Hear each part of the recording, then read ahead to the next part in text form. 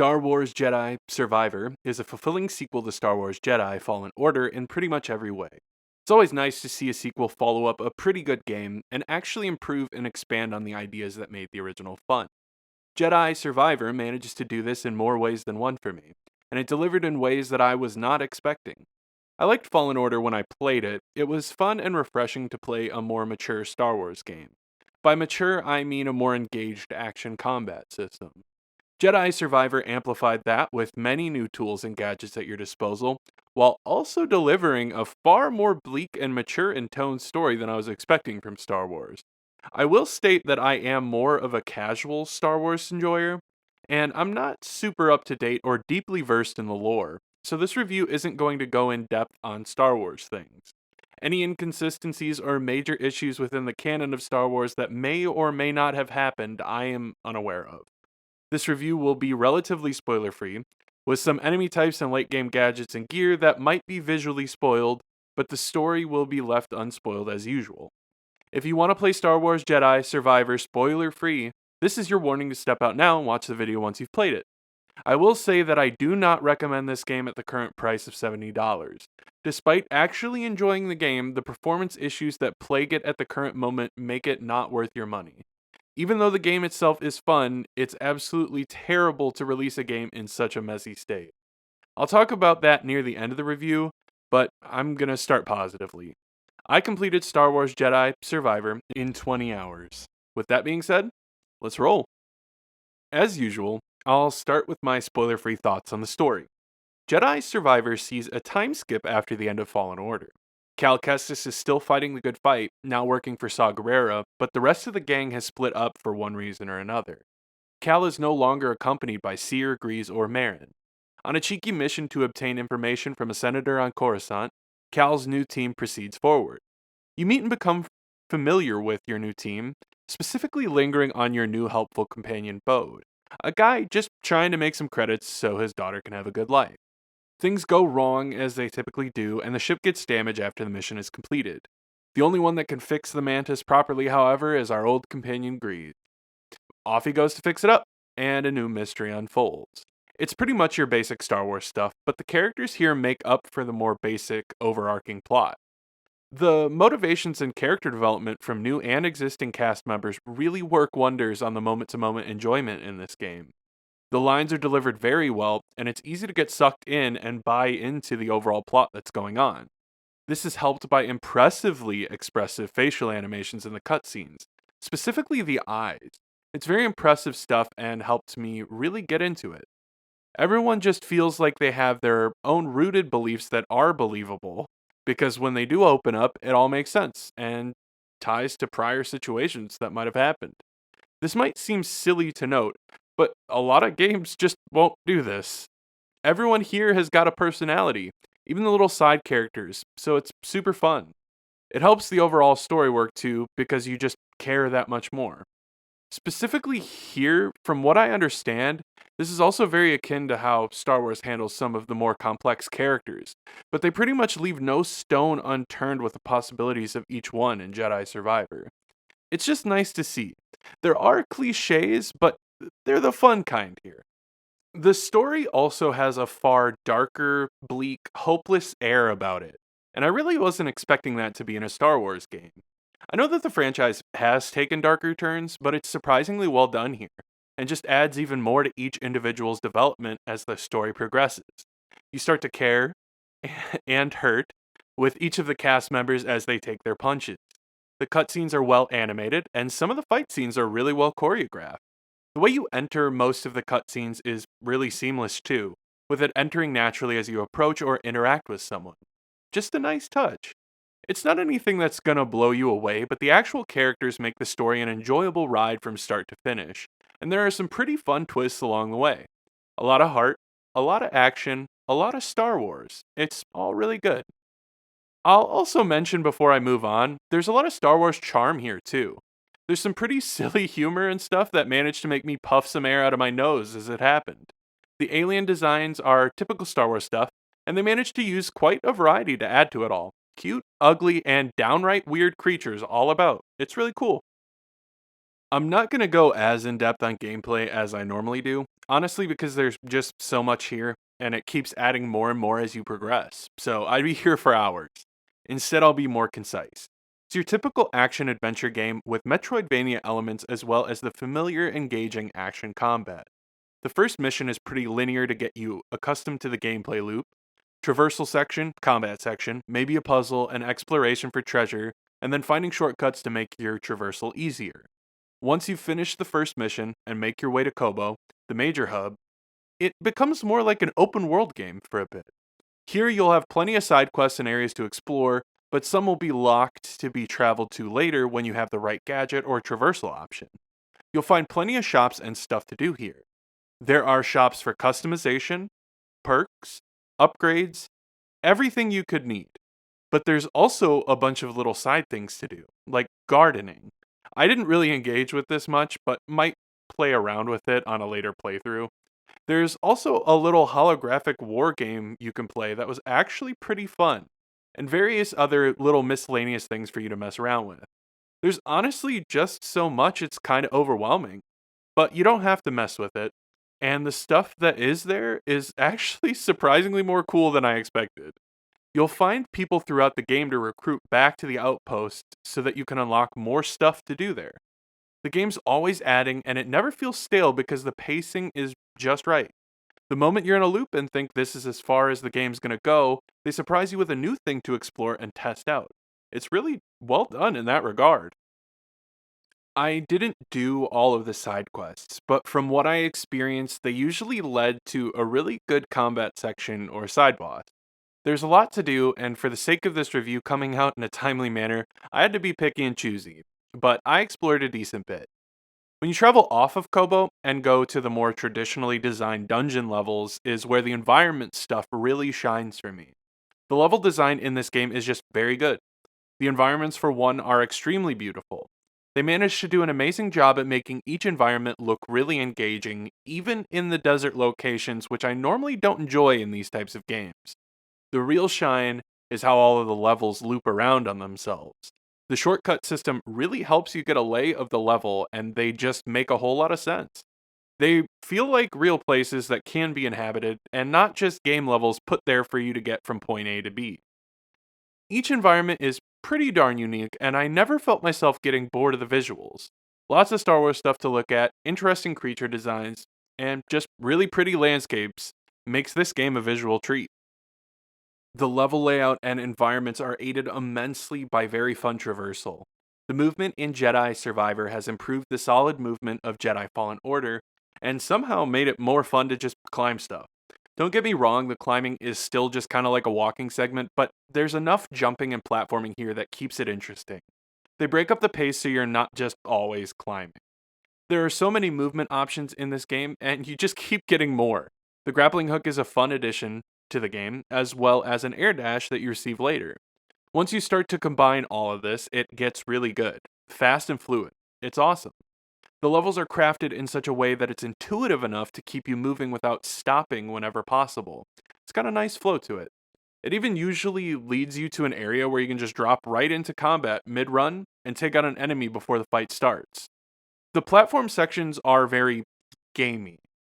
Like, you can tell that, oh, this was put here so that I can do this. But I honestly like that. It's a nostalgic feeling for me. It reminds me of the old platformer days. And with modern movement and tons of mechanics and gadgets to use throughout, it was just a really good time. It was well done enough for me to avoid thinking about how they sure do like leaving a lot of hanging metal for me to be able to jump around on, conveniently spaced, perfectly streamlined for a parkour section.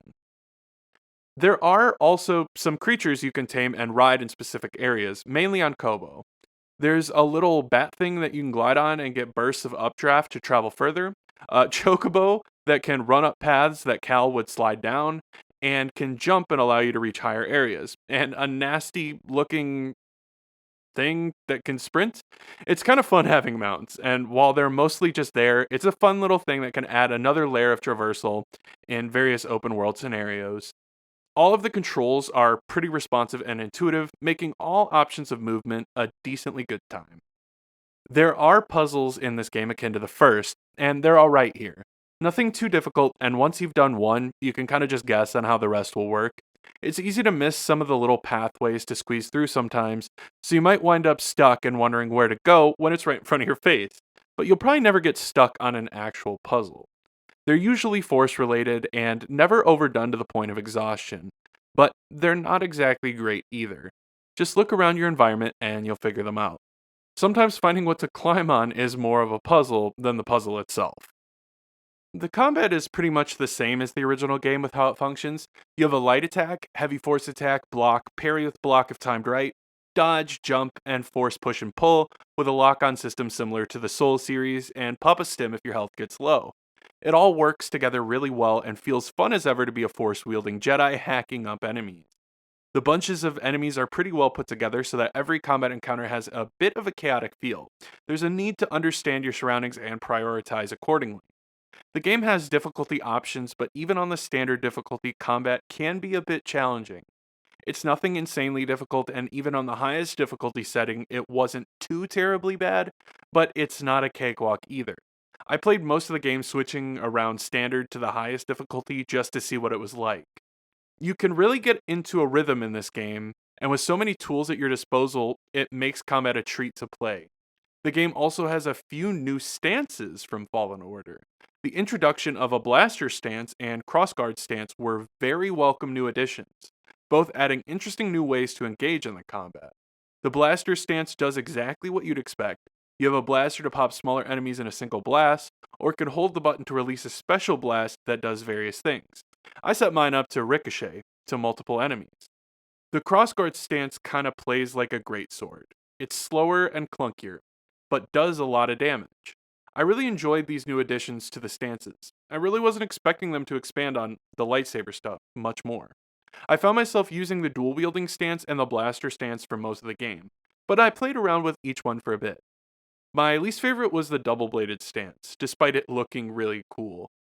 And it's just all implemented well together. There's a lot here that you can play around with. Stance switching mid battle is nice, and then using your force powers to help is always a fun time as well.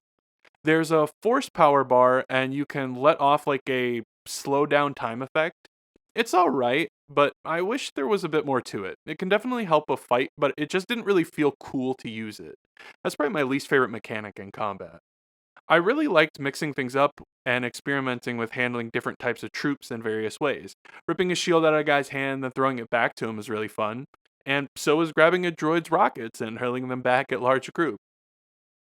The combat for larger random monster enemies is a little clunky here, and a bit too easy, but it's fine because they're not super frequent. I appreciate their inclusion on a pure design basis, but it honestly just doesn't feel all that fun to fight them. I'll take more enemy variety here though. Honestly, a lot of the time you're just fighting the same groups of guys over and over. It feels like they said more for everything else except for bad guys to fight, and that's a shame. Even most of the mini bosses just become regular enemies. I would have loved a lot more here, especially when they're willing to add so much content elsewhere. It just feels like a weird choice to skimp out. There's a decent variety at first, and when they're mixed and matched together, combat becomes dynamic and engaging, but then they just stop giving you really any new enemies to fight. They're just slightly modified, and it can become a bit of a slog. Nothing super deal breaking, but it can wear down in an otherwise very fun combat loop. Sometimes you'll have a companion during combat, and when they're with you, you can order them to do a little attack that usually stuns or takes care of a few smaller enemies, so you can then focus your attention elsewhere. It's nothing too in depth, but the AI companions actually do help you here, and they're a fun little touch. They're not overused, so it never takes the shine away from the solo playtime. The bosses are pretty good in this game. I won't really spoil anything, just maybe a few visual things, but the lightsaber duels still feel the best. I mean, of course they do, they kind of have to, but the rest of the bosses are still pretty good. They kind of have some dumbed down patterns compared to the first one, at least as far as I remember, but there's still a nice little reward for completing a zone. I love boss battles in games, they just get me super hyped. The final boss was a bit of a letdown. Even though thematically and for the story it was amazing, I don't know, it just wasn't as epic as I was hoping for. There's just a lot to this game, and I don't want to spoil it all. I was genuinely surprised at how many new gadgets I was getting throughout the game that would get me invested once again. It's best just to see all the possibility yourself if you play it. Other than the normal gameplay stuff, there are little trials to find out in the world, like meditation points where you have to do a little combat challenge and stuff. They're cool and just add to the more. There are tons of collectibles and memories and lore to find scattered throughout the world. Good luck, all you 100%ers. There's just a lot, a lot, a lot. And there's customization again this time. You can customize your lightsaber as usual, BD1's appearance, the blaster when you receive it, and Cal's clothes, as well as his hair and beard style. It's really impressive customization for a game like this, if I'm being honest, and you can make your Cal Kestis unique. I chose a more refined look, but you can get pretty wild with it from what I've seen. You can do the customization for the saber, blaster, and BD1 at the workbenches and can customize Cal's appearance right from the pause menu. The leveling system works like the first, and you can unlock skills from a skill tree focusing on different stances, your force powers, or just your overall resilience and health. You get a free respec, which is really nice in case you want to try something different or mess up your skill allocations. You get some pretty unique moves and combos here, so it's definitely a system where you actually see the improvement in game. It's not just a stat other than the health stuff. You unlock these abilities by resting at meditation points, which are essentially the Dark Souls bonfires. You can rest here too, which replenishes your health, force meter, and used stims, but also respawns all defeated enemies. You can also fast travel to any on-planet meditation points from here and set up and pick your stances. You'll also respawn at the last rested meditation point if you die on your journey. Everything as far as the game is concerned is not an issue with me, and most of it's pretty good. It's a fun action-adventure game set in the Star Wars universe. My biggest problem with the game is the broken state that it was released in. The optimization is absolutely horrible on PC, and I would drop frames constantly, stutter or downright freeze for a moment before it would sort itself out to a solid 25 FPS so I could continue. Sometimes the game would run smooth as butter, and it was a real treat when it did. I wish that I had waited. When it was running well or well enough, the game was really nice. But anytime the environment was too big, particularly the open world of Kobo, it was just straight up inexcusable. This is not something that should be tolerated on any level from a big studio pumping out a game in a franchise as well loved as Star Wars that also cost $70. I mean, it shouldn't matter either way. A game should not be broken on release and fixed later. It should come out playable. It's just triply bad that it's happening from such a powerhouse, but I'm not surprised. That's the sad thing. This happens all the time, and it just keeps happening and getting worse and worse. I hope they fix it quick. I really do. But the sour taste will still be there. There were also a decent few minor visual bugs scattered throughout, and some really wonky stuff that happened. I luckily had no game-breaking bugs, but playing at 10 FPS felt like it. It really is a shame that this has to be the issue I complain about. But you just can't separate it in a review. I'd leave this out if I was critiquing, but for the sake of anyone that wants to spend money on this, don't in the current state. I know that can be frustrating if you're excited for it, but it's better to vote with your wallet, and I wish I'd done the same. All in all, I think this game is a good time, but until the optimization is handled, I wouldn't touch it. The Star Wars charm is here, a surprisingly dark story, dynamic combat with wonderful traversal, customization like crazy, plenty of treasure and collectibles, and side content to boot, make this game a package that's definitely something worth playing in the future when it's fixed. I enjoyed most of my time when the game was running well, and even sometimes when it wasn't. It's just a solid action-adventure game with some incredible set pieces that really get you into the moment, and it's exciting and fun. There's definitely a lot of heart here. It doesn't feel lifeless in delivery, and I really appreciate that. Unfortunately, the dark cloud of being unoptimized, along with some other minor issues, looms heavily over Star Wars Jedi Survivor, so I'm gonna have to give it 7 Where'd My Frames Go out of 10. It's still good, and the issues can be resolved. That's why it's not lower on my list. It's just a solid game, and it's not exactly groundbreaking. I can't justify saying it's worth $70. All that being said, it's a surprisingly good Star Wars game. And that's all she wrote. Hey everyone, thanks so much for watching. I know it wound up being kinda a downer near the end, but it has to be noted even though I like the game itself. I just can't be comfortable putting out a review and recommending it for $70 when there's such a lack of care for the actual game experience to allow it to go out not fully cooked. I hope you all enjoyed it anyways, and if you played it, let me know what you think about Jedi Survivor. If you did enjoy this video, remember to like, comment, and subscribe, and hit the notification bell to be notified of future uploads. Plenty more content to come. Anyways, I'm out. I'll catch you in the next one. Peace.